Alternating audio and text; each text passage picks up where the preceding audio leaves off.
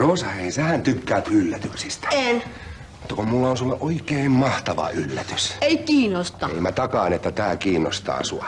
Kun asiat, ne ei ole ollenkaan niin kuin sä luulet. Ja nyt silmät kiinni. Siellä se yllätys taitaa tullakin. Pikku hetki.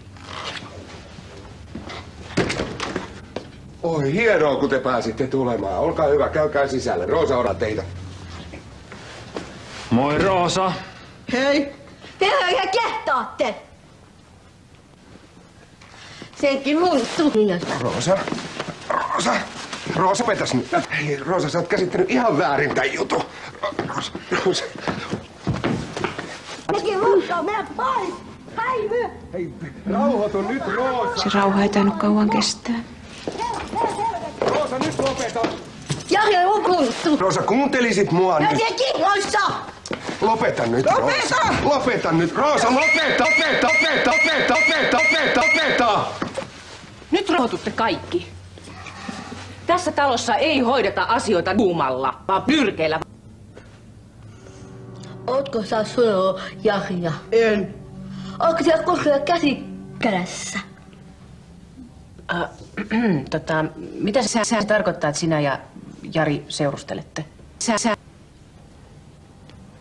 Minna on vähän ihastunut muhun, mutta mun sydän kuuluu Roosalle.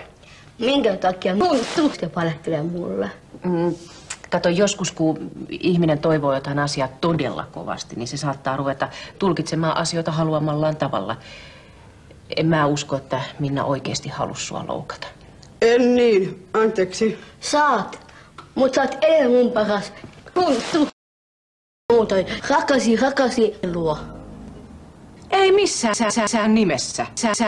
Kyllä se mulle sopii. Miksi just nyt, kun Roosalla on kuukausi jäljellä? Mitä sitten? Roosa kulta, Jari asuu Oulussa, et sä voi sinne muuttaa. Me ollaan kysyä lupaa.